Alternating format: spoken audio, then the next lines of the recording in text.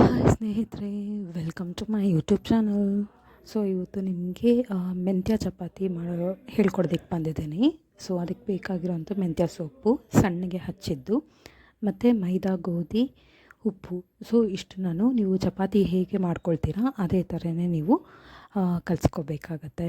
ಓಕೆನಾ?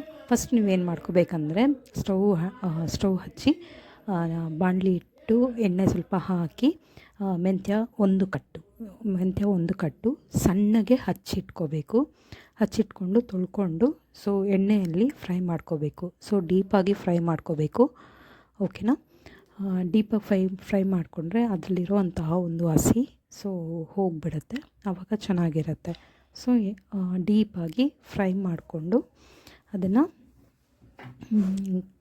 ಎಣ್ಣೆಯಲ್ಲಿ ಫ್ರೈ ಮಾಡ್ಕೊಂಡಾದಮೇಲೆ ನಾವು ಹಿಟ್ಟನ್ನ ಏನು ಇಟ್ಕೊಂಡಿದ್ದೀವಲ್ವ, ಸೊ ಗೋಧಿ ಹಿಟ್ಟು, ಮೈದಾ ಹಿಟ್ಟು ಮತ್ತು ಉಪ್ಪು ಹಾಕಿ ಇಟ್ಕೊಂಡಿದ್ದೀವಲ್ವ, ಸೊ ಇನ್ನೂ ಕಲಿಸ್ಕೊಂಡಿಲ್ಲ ನಾನು. ಸೊ ಮೆಂತ್ಯ ಸೊಪ್ಪು ಫ್ರೈ ಮಾಡಿ ಆದಮೇಲೆ ಆ ಮೆಂತ್ಯ ಸೊಪ್ಪಿದೆ ಅಲ್ವ, ಅದನ್ನು ನಾನು ಈ ಒಂದು ಹಿಟ್ಟಿಗೆ ಹಾಕ್ಕೊಳ್ತಾ ಇದ್ದೀನಿ. ಈ ಹಿಟ್ಟಿಗೆ ಹಾಕ್ಕೊಂಡು ಸೊ ಸ್ವಲ್ಪ ನೀರು ಹಾಕ್ಕೊಂಡು ಕನ್ಸಿಸ್ಟೆಂಟಾಗಿ ನೀವು ಅದನ್ನು ಕಲಿಸ್ಕೋಬೇಕು. ಸೊ ನೀಟಾಗಿ ನೀವು ಎಣ್ಣೆ ಹಾಕ್ಕೊಂಡು ಕಲಿಸ್ಕೋಬೇಕು. ಚಪಾತಿ ಹಿಟ್ಟಿಗೆ ನೀವು ಹೇಗೆ ಕಲಿಸ್ಕೊಳ್ತೀರಾ ಅದೇ ಥರನೇ ನೀವು ಕಲಿಸ್ಕೋಬೇಕು. ಸ್ವಲ್ಪ ನೀವು ಎಣ್ಣೆ ಹಾಕ್ಕೊಂಡು ಕೈಗೆ ಮೆತ್ಕೋಬಾರ್ದಲ್ವ, ಸೊ ಸಾಫ್ಟಾಗಿ ಬರಬೇಕಲ್ವ. ಸೊ ಹಾಗಾಗಿ ನೋಡಿ ಹೇಗೆ ಬಂದಿದೆ. ಸೊ ಆ ಥರ ಸಾಫ್ಟಾಗಿ ನೀವು ಕಲಸಿಟ್ಕೋಬೇಕು. ಸೊ ನಿಮಗೆ ಇನ್ನೊಂದು ಏನು ಗೊತ್ತಾ, ಇದು ನಿಮಗೆ ಲೇಯರ್ಸ್ ಆಗಿ ಚಪಾತಿ ಹೇಗೆ ಮಾಡಬೇಕು ಅಂತ ನಾನು ಹೇಳ್ಕೊಡ್ತೀನಿ. ನೋಡಿ ಈ ಥರ ಸಾಫ್ಟಾಗಿ ನೀವು ಹಿಟ್ಟನ್ನ ಕಲಿಸ್ಕೊಂಡಿದ್ದೀರ ಅಲ್ವಾ, ಸೊ ಈ ಥರ ನೀವು ಟ್ರಯಾಂಗಲ್ ಶೇಪಲ್ಲಿ ನೀವು ಚಪಾತಿನ ಲಟ್ಟಿಸ್ಕೋಬೇಕಾಗತ್ತೆ. ಒಂದೊಂದು ಸೈಡಿಗೆ ಲಟ್ಟಿಸ್ಕೊಂಡು ಬರಬೇಕು.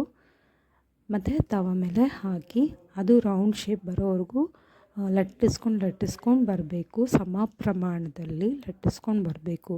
ಅಂದರೆ ನೀವು ಜೋರಾಗಿ ಪ್ರೆಸ್ ಮಾಡೋಕ್ಕೆ ಹೋಗಬೇಡಿ.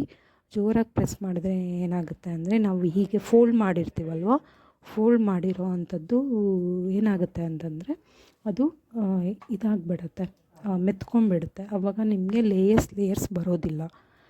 ಅರ್ಥ ಆಯ್ತಾ ಫ್ರೆಂಡ್ಸ್? ನೋಡಿ ಇವಾಗ ಹೇಗೆ ಬಂದಿದೆ ಅಂತ ಹೇಳ್ಬಿಟ್ಟು ನಿಮಗೆ ತೋರಿಸ್ಕೊಡ್ತೀನಿ ಇರಿ. ನೋಡಿ ಹೇಗೆ ಬಂದಿದೆ ನೋಡಿ, ಲೇಯರ್ಸ್ 3 ಲೇಯರ್ಸ್ ಬಂದಿದೆ. ನಾವೇನಾದರೂ ಬೇರೆ ಮಾಡೋಕ್ಕೆ ಹೋದರೆ ಕೆಲವ್ರಿಗೆ ಬರೋದಿಲ್ಲ ಲೇಯರ್ಸು, ಕಷ್ಟಪಡ್ತಾರೆ ಲೇಯರ್ಸ್ ಹೇಗೆ ಮಾಡೋದು ಅಂತ.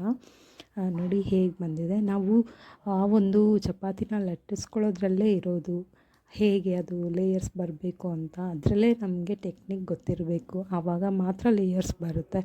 ಇಲ್ಲಾಂದರೆ ನಮಗೆ ಲೇಯರ್ಸ್ ಬರೋಲ್ಲ, ಒಂದೇ ಒಂದು ಲೇಯರ್ ಬರುತ್ತೆ. ಆವಾಗ ನಮಗೆ ತಿನ್ನಬೇಕು ಅಂತಲೇ ಅನಿಸಲ್ಲ. ಲೇಯರ್ಸ್ ಇದ್ದಾಗ ಏನು ಅನಿಸುತ್ತೆ, ನಾವು ಜಾಸ್ತಿ ತಿನ್ನಬೇಕು ಅಂತ ಅನಿಸುತ್ತೆ.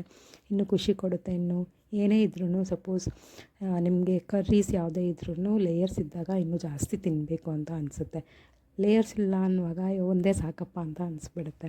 ನಾನು ಅದ್ರ ಜೊತೆಗೆ ಎಣ್ಣೆ ಬದನೆಕಾಯಿ ಮಾಡಿದ್ದೆ, ಅದು ನಿಮಗೆ ತೋರಿಸ್ತೀನಿ ನೆಕ್ಸ್ಟ್ ವೀಡಿಯೋದಲ್ಲಿ. ಇವಾಗ ಸದ್ಯಕ್ಕೆ ನಾನು ಚಪಾತಿ ಹೇಗೆ ಲೇಯರ್ಸ್ ಮಾಡಬೇಕು, ಸೊ ಯಾವ ಥರ ಇದು ಮಾಡ್ಕೋಬೇಕು ಅಂತ ನಿಮಗೆ ತೋರಿಸೋಣ ಅಂತ ಒಂದು ವಿಡಿಯೋ ಮಾಡಿ ನಿಮಗೆ ತೋರಿಸ್ಕೊಡ್ತಾ ಇದ್ದೀನಿ.